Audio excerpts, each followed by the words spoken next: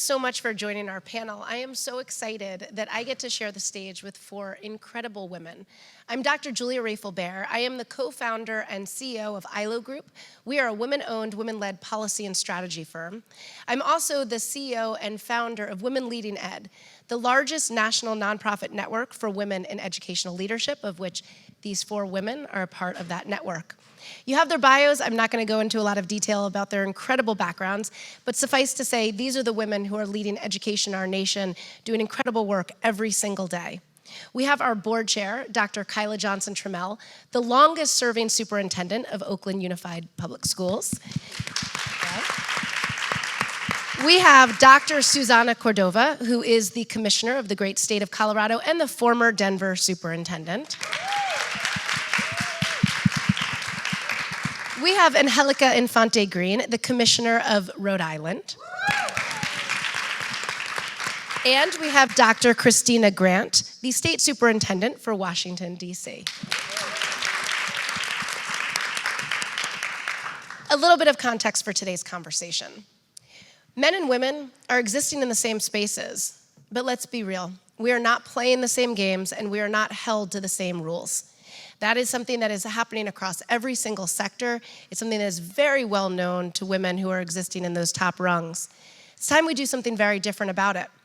Just last month, Women Leading Ed put out the first of its kind, an insight survey about what was on the minds of hundreds of women across the country. The results, they were shocking, they were disturbing, but they were also very universal. Women are reporting the way that bias impacts every aspect of the job.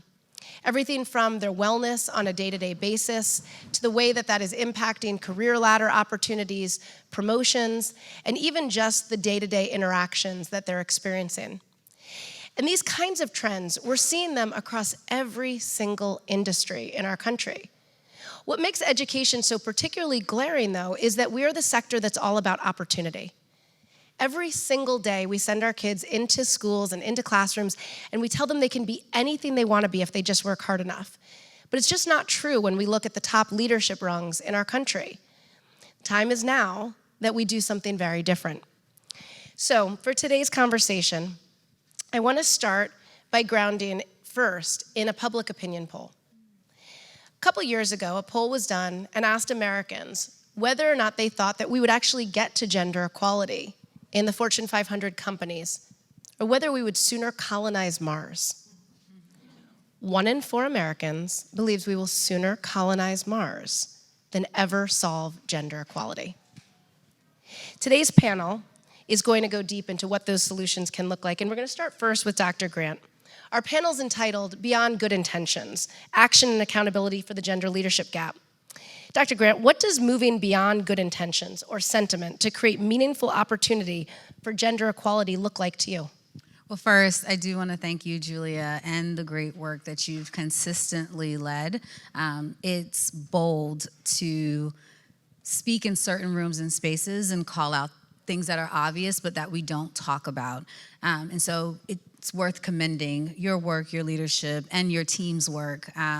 She said it very casually that it's a female-founded, female-led, and staffed entity, and that's critically important, even as we operate in a place and space like this, where it's super male-dominant. And so we should just name that, and I should thank you. And you've also played a role in all of our leadership journeys, and so you're very humble in your introduction, but we should give you your flowers. Because part of achieving this reality is being bold enough to say, you know, less than 2% of superintendents in this country, and I can speak from my position, are Black women. But you have to be bold enough to say that. You have to be bold enough to talk about things that we don't discuss, like contract negotiation. What does it mean to hold the multiple hats we exist and operate in? Because some of us are superintendent and mother and caregiver and partner. We're raising our children, your children, everyone's children. But no one's minding our mental health. No one's minding our rest. No one's minding our health. And your organization really pushes to get beyond just getting the role, but thriving in the role. And a lot of my research really is on the space between what does it mean to survive the role And many of you are living in that world now. You get up in the morning, you get to the office, you answer your emails, maybe you eat at 3 o'clock, you go home, you write some more emails because you gotta be better, faster, smarter than everyone. But you can't live like that. And your work and this community that we're building really helps create a space for you to thrive in your work. And I do hope that you speak more about how you've tangibly thought about mental health, wellness, sustainability, because we have to name those things, because men are operating in lots of different spaces that allow them to thrive in their work, from the networks that they have, from things that take place at the golf course or the cigar bar, or trips that they take, or compensation packages that are designed. They don't necessarily name those things as thriving, but they're allowed to thrive, and we should be really transparent. I don't think we will colonize Mars, but I do think, I mean, movies tell us that we can, but I actually do think that we can push this conversation further if we are bold enough to engage in the conversation. And when I think about how I entered the state superintendency, and even as I'm transitioning, your work around how you advocate for yourself is critical to thriving and doing this work well and being able to do it over time. Susana, what does this look like for you to move beyond good intentions? I think there are a couple of ways that we need to think about the work. I'll first talk about like some of the systems things that need to change and be different, and then I'll talk like from a personal lens about things that need to change and be different. You know, I think we need to have a deeper understanding in work that people have real lives. They have kids who need to get to school. They have doctor's appointments that need to happen. They have, you know, health and wellness. I frequently think like what I wouldn't give for the gym class that I hated when I was in school, but to have 50 minutes a day that was set up you can't get out of to take care of yourself. We need to be able to create the kind of environment at work that acknowledges the real needs that we have around that. I have a personal battle inside my head around the role of hybrid work, because I have a hard time with thinking about how we build the right kind of team structures when we aren't together. And it's really important that we acknowledge the role that that plays in creating more balance for people to be able to be parents, to be able to be spouses, to take care of elderly parents, like all of those things. It's really important. But I also think it's really important to name and acknowledge the tax we place on ourselves in this space. I can say from a personal perspective, I've had jobs where I lost my hair, where I drank too much, where I slept not enough, and the toll that that takes on us physically, in both the aspiration to be good enough, and particularly in situations where nothing will ever be enough. We need to be able to say to ourselves, this is not good. Get out of this situation and not turn it into a sense of failure around it. I think it's really hard to do. I think it's really hard, particularly for people of color, first generation people, where you know so many people have sacrificed to help you get to where you are, to be able to say, no, not now, is a really hard thing to say, and it's really hard to be able to say it without feeling like a failure. And there's not a job that's worth losing your hair over. That's right. Kyla, what does moving beyond good intentions look like for you? I think, well, one, good afternoon. I think it's afternoon. Thank you all for being here. I think for me, it's where we are, I feel like, in our country with our equity conversation, which is advocacy and awareness is important, but that in and of itself is not going to change the day-to-day experience for the most vulnerable folks in this country. That comes from action. Action then is practice. Practice is really being clear on specific behaviors that you want to change to transform. And we know this like as a system, but it's the same thing when we think about our own well-being, which is a huge thread. Because particularly for women and women of color in these roles, people are dying. they're developing illness. So it's really about, to me, the link of we want to make the invisible visible, because we can say health and wellness and everyone's snapping, but then are you leaving here knowing what are you going to do different in the micro? Because it's the micro that gets you the macro, right? So things like, for example, my first year as a superintendent, I had a high school principal that just said when I was visiting his school, oh yeah, I meditate. I was like, you do? He was like, I was like, when do you have time to meditate being a high school principal? He was like, it might be 2 minutes, 3 minutes. I took that nugget, micro, I just started practicing it, right? And so now I meditate before a board meeting. I meditate before I have a meeting that I know is going to be contentious. Do you meditate in the middle of the board meeting? That might be helpful too. Sometimes I do. Actually, I sing Twinkle, Twinkle, Little Star. Minute. I sing Twinkle, Twinkle, Little Star when there's just shenanigans.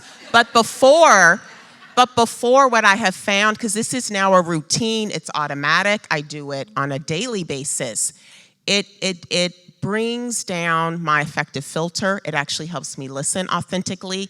It helps me to things that this is someone upset about the system, not necessarily me, because those are the things that create the stress because you're taking in all of that. So you need practices to help you take in the information, the emotional, the experience of the community you're serving, but not hold that, because no one here individually created over 400 to 500 years of oppression. So that's, to me, what we're hoping to do is make the invisible visible so that people are walking away. That's steps. You're going from like the baby push-ups to the full push-ups, and finding those things, figuring out how to put them into your daily practice. Because we know from brain research, it actually ends up affecting your executive functioning. It affects your ability to be strategic. It affects your ability to actually make decisions now that are going to improve your school, your classroom, your system for the long term if you're operating in this mode of constant stress, because we're digesting constant stress, right? And crises all the time. I think the other thing is really, I think the journey of knowing who you are, it's ongoing, and just making time to continue to figure out how you're evolving, who you want to be, so that you can really stand in that. That's also a micro practice. It might be, now I'm big into, I think I got this from Christina, devotionals. My husband went to y'all know that means a lot. Walgreens, and so it's these small things, but if you do them consistently, they do help to build your wellness practice. So if you just kind of think about what's one thing that maybe yeah, this is something that I know that I want to do, you don't do it regularly, and to me, everything is linked into your schedule. And we know this, we do it for work, but we don't do it for ourselves. And so thinking about how do you routinize some things that you know are going to put you in a mindset to be better for your job, but ultimately better for yourself to get to that joy. Angélica. Well, yeah, that was worth an applause. It's a lot to add to this, but I think when you think about women and the work that we do, we are harder on ourselves than anyone else.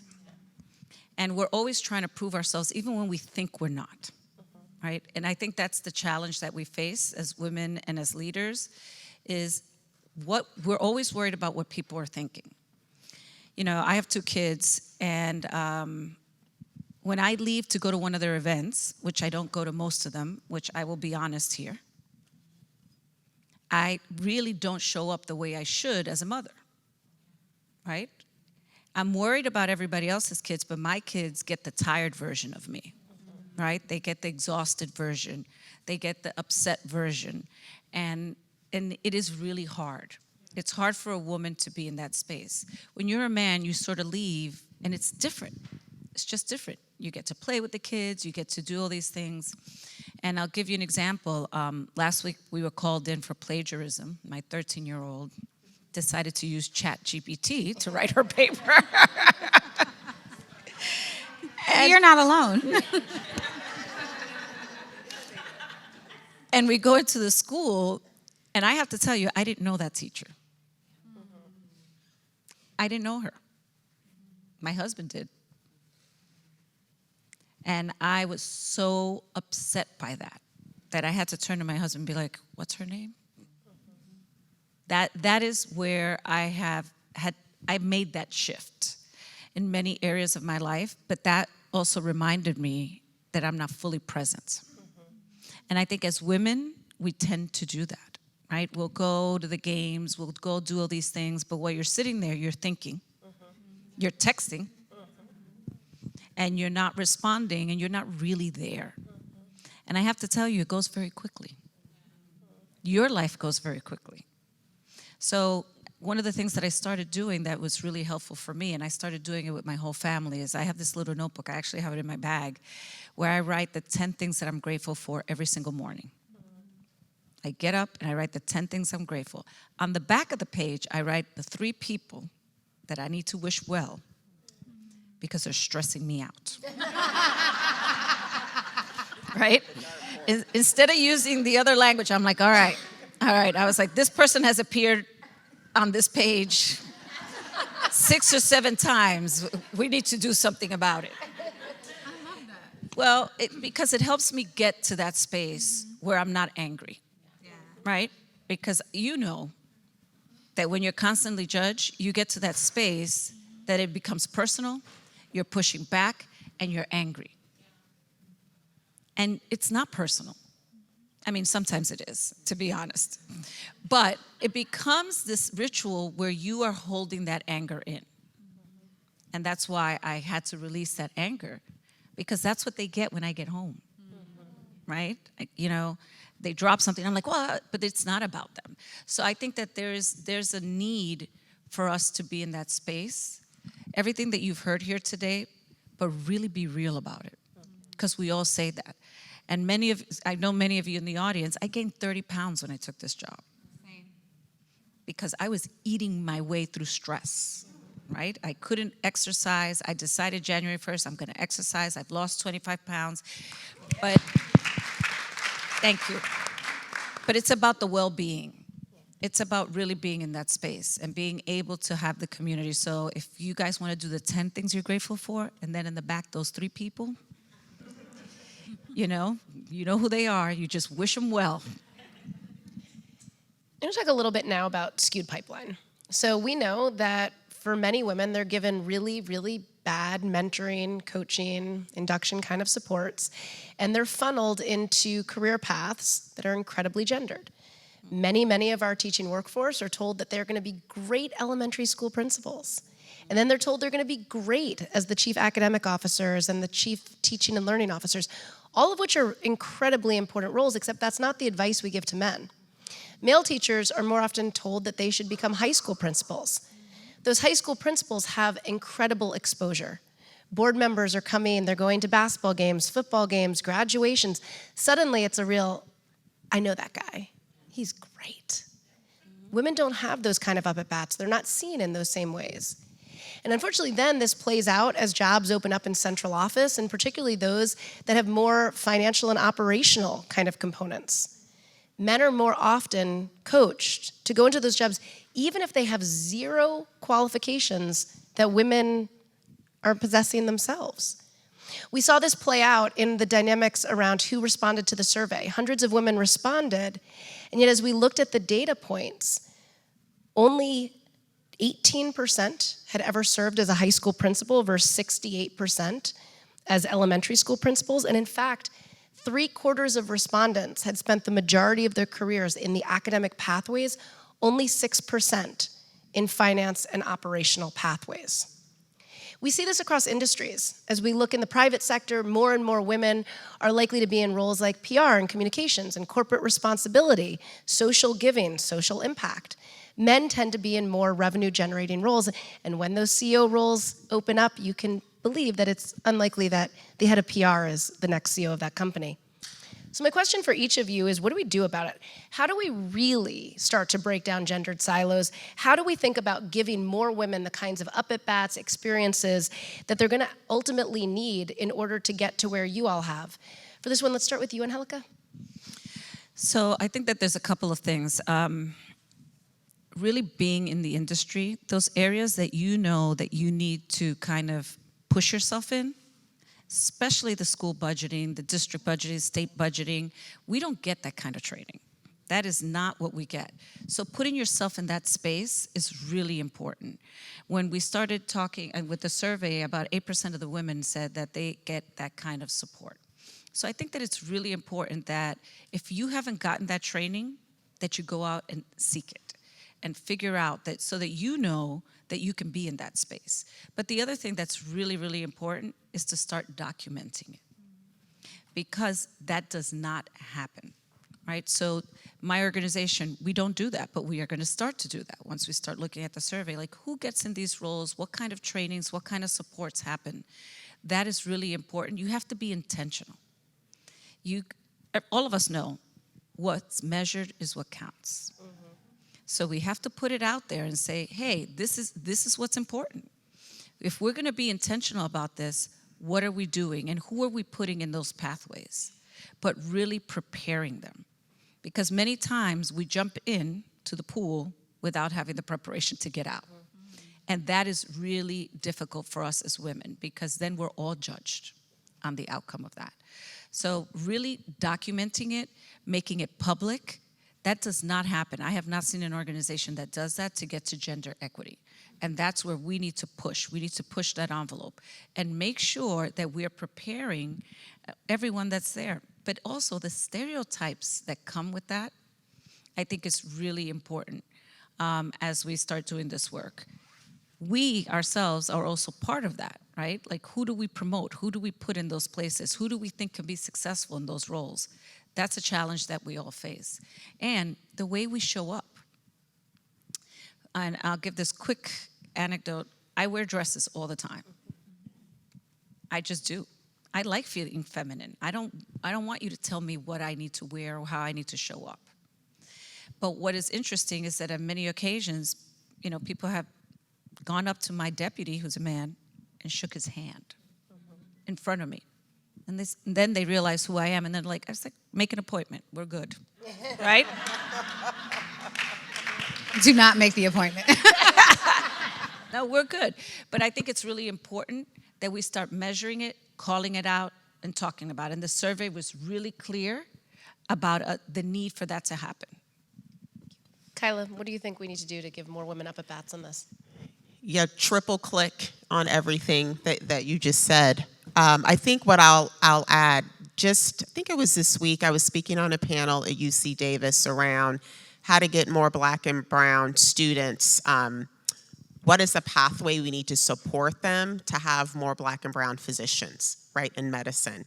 And one of the things I was saying is high school, even 9th grade, it's too late. Because by the time a kid gets into 9th grade, the mindset sometimes around what I can do, and it's not even academic preparation, but I don't see a lot of people who look like me, so I've already written off that that's for me.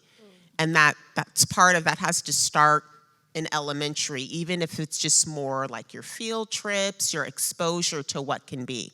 And I think similarly it is true to get more women and women of color. The job right before what you want is too late, because a lot of times what I find myself doing with many of the women I'm mentoring, you're like chipping away at things that people have already feel about themselves, what they can't do, that's too hard, right? And so I think in terms of pathways, we actually need to start at the classroom. I have this conversation a lot with my labor unions, like my custodians.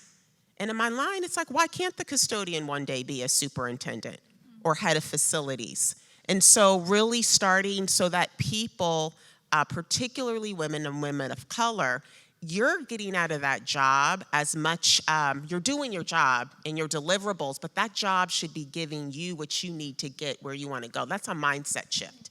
So the earlier, right, we can have women and women of color, like, I am in this role, and maybe I have no idea, but I'm just getting clear on what brings me joy. I'm getting clear on what my value is, so that the next place I go, right, I'm already coming into that position with what it is that I expect. And sometimes that just takes a little longer if people aren't coming into the role that way. So I think many of us in these roles, it's tapping in and kind of really seeing who are the talent. I mean, we definitely need to monitor it the same way we monitor student achievement. We're just not there yet. It needs to be monitored at the state level. It needs to be monitored at the federal level, because the more people see the numbers, the discrepancies aren't screaming to folks yet, because it's just not known yet. That's the value of what we're trying to do. But on an individual level, in your system, in your team, are you clear on the talent, the potential talent? And those folks, are you having those conversations to make sure that they're clear that you see them?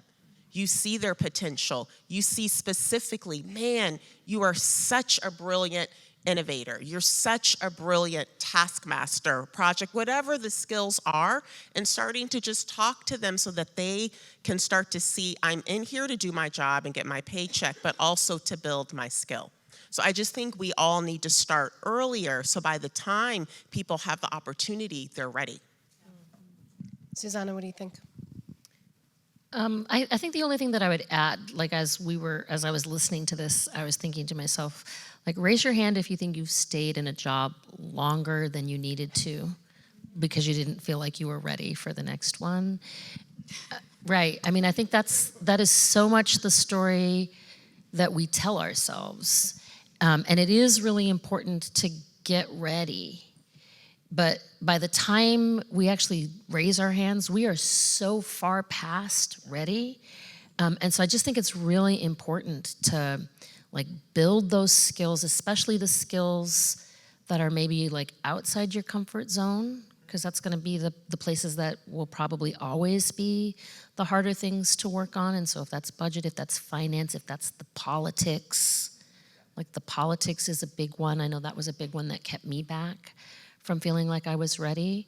You need to be able to do that. And then I would also say you need to surround yourself with people who are gonna see in you what you just can't see in yourself. And that is what is so powerful about this network of women, is they see the things that, like, looking in the mirror, I just can't even see or recognize. And it is so important, because that mindset piece is almost always what holds me back.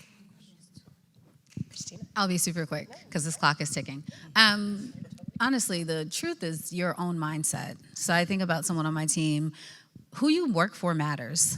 And I don't know that we as women discuss that enough. Like, I am sitting here because I have worked for exceptional people, like outsized exceptional people, who, when I needed access to budget, they were like, hey, take this PD money and do this, right? I can't pay you in compensation, but I can make sure that you can do this fellowship, go to this country, you will represent me in this boardroom, you will engage in these conversations. Like, I had outsized investments, right, in my leadership. And so who you work for matters, but you mentally have to get out of your own way. I have people on my leadership team. Everyone on my leadership team has to have executive coaching that we pay for. You have to tell me your professional development plan. You don't have to be a superintendent when you grow up, but you gotta be something. And how do we leverage the resources to get you to where you want to be? If you don't want that, you can't be on this leadership team, because we take feedback on this leadership team. We grow on this leadership team, and we leverage resources for our own development so that we can serve children well, right? If you don't want that, be someplace else. But I've had women on my leadership team say, oh, I can't take that $15,000 program, superintendent. Someone else should have it. But you're in charge of, and so, I don't want to spend time, but it's like your own mindset around what you deserve. And people don't leave jobs, they leave managers. So take a close look in the mirror around who you're surrounded with. I could call out people in this room where I've called and said, no, you need to be doing more. No, but you don't understand. No, I don't understand. This job right here, you should be doing it, because people have done that to me. And so it isn't about superintendent title, CEO. It truly is about, are you seeing yourself the way the people around you see you? And if they have limiting beliefs about you, you perhaps should think about who you surround yourself with. I I'm only saying that because there are literal people in this room who have known me since I was a first-year teacher. And I look at where they are and I look at where I am, and we are sitting in the same room. So that tells me I'm surrounded by the right people. And those are the types of hard conversations. It's not about leaving people behind, but everyone can't come with you. And then where do you work? And who are your mentors? Who's your professional circle? We are friends in real life. We are not, like if you saw us outside, we're not just friends on this stage. And we push each other toward our growth, and we celebrate our wins. And I just wanted to offer that because it doesn't happen overnight, but if you're not mindful around who you're surrounding yourself with, it won't happen. Women Leading Ed believes deeply that our North Star is gender equality. From each of your perspectives, why do you think that is the most important thing that we can be taking on right now as a generation? What is your vision for what this can look like? And for this one, why don't we start with Susana? Yeah, like the first thing that comes to my mind, I'm the mom of a 23-year-old young woman who is going to be a leader in our country. And I can't even stand the idea that she might be in a place like I was, 35 years later. And we are so much better when the full richness and diversity of our country is at the table. That's women, that's people of color, that will change the way decisions get made, that will change the way we implement policies, that will be so much more a reflection of our country. And that's why I think it's the most important work that we can do. Christina. I don't know how we serve our children if we are all not represented in the serving of our children. And in the multiple identities that are seen and unseen. So gender, race, class, sexual orientation, all of those people come to bear. I think about, and all of us have experienced this, you walk into a school and the young girls are like, oh, is she the secretary? Like, who is she?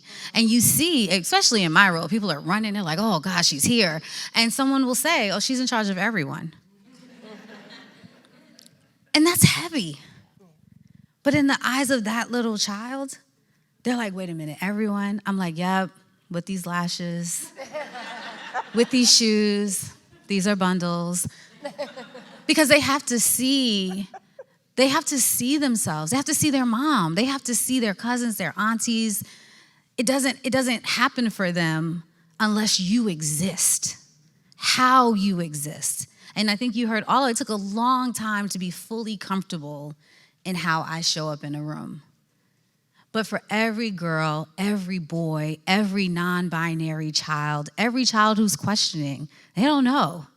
When you walk in a room, you unlock something in them. That's why this matters. And because we are often responsible of taking care of everyone. So women should not die in poverty. They should not die alone. Because most of us have given our entire life in service of someone else. And equity in compensation, equity in job, equity in title ensures that we get to not just get literal flowers, but we can take care of ourselves in our old age. We can have generational wealth. We can set a foundation for the future. And so it starts with children in our schools, but it ends in the way the society is shaped and who are the power brokers and who helps us create a more perfect union.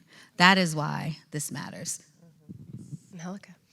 So, for all the same reasons, but I think that as women, we bring something different to the table. We process things differently, we talk about things differently, and that matters. It matters.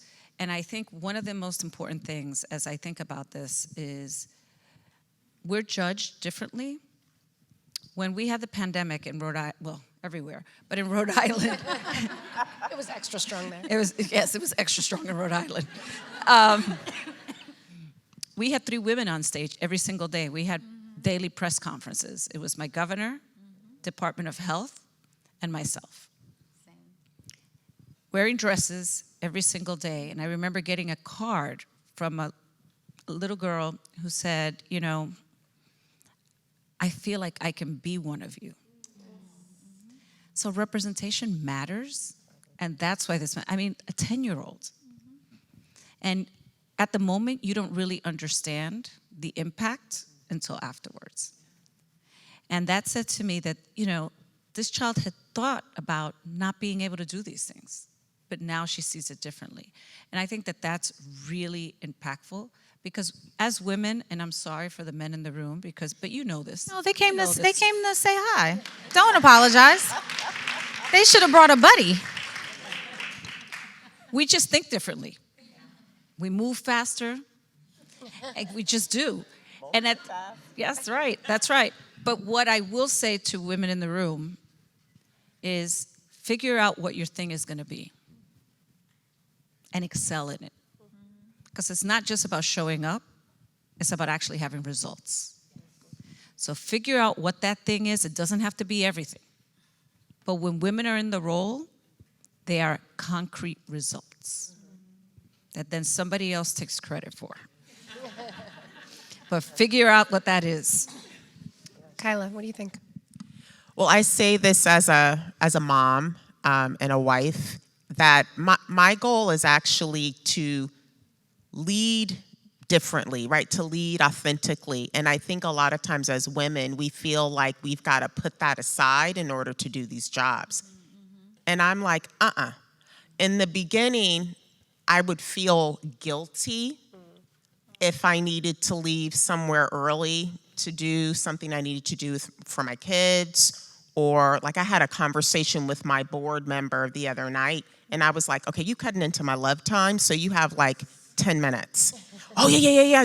No. You would have called me tomorrow. No, because this will boil over. But like being clear about your boundaries. But I think where I am now is I want to flip the vision of what it means, to be a leader, so it actually reflects being a woman.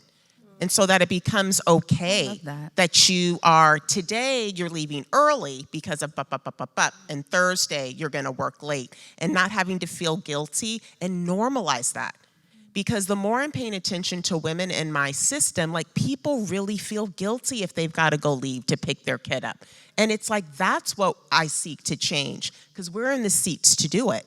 Because if people see me, and I've had women, reflect this, if they see me and I'm combing my daughter's hair when we were on Zoom in the middle of the pandemic, people remember that. They're like, oh, right, she's a mom too. I'm not gonna hide my screen. This is a part of who I am. I'm still doing my job. I'm still getting results. That should be normal.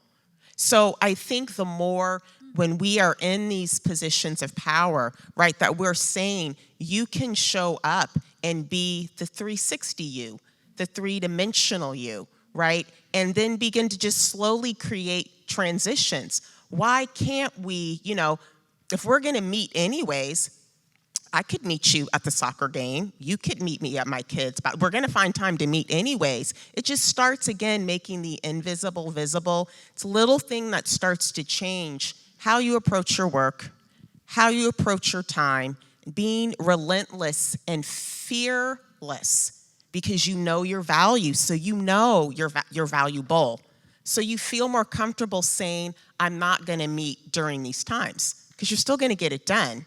And people respect that, right? Then when you're like, well, I've got this thing for my kid, oh yeah, go ahead and do that, let's find another time. But if that doesn't become how you approach leadership, right, then you're always gonna feel like you have to sacrifice things.